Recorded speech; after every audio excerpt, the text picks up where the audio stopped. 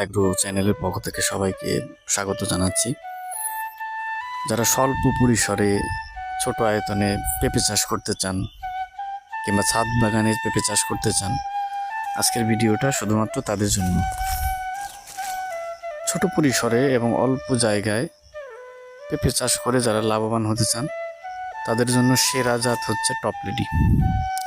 Top lady গাছ একেবারে ছোট গাছ থেকেই ফুল এবং ফল ধরা শুরু করে।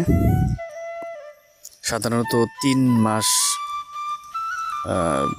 বয়স থেকেই ফুল চলে আসে এবং 6 মাসে ফল পরিপক্ক হয়। তো যারা খুব স্বল্প আয়তনের মধ্যে স্বল্প বাজেটে লাভবান হওয়ার জন্য পেঁপে চাষ করবেন, তারা অবশ্যই এই জাতটা বেছে নেবেন।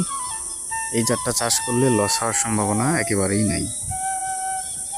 টপলেডি পেঁপে অত্যন্ত মিষ্টি, খেতে খুবই সুস্বাদু, দেখতেও অনেক আকর্ষণীয় হয়, কিছুটা লম্বাটে। আর এই পেঁপের কালারটা অনেক ভালো, গাঢ় হলুদ, হালকা লালচে ভাব থাকে।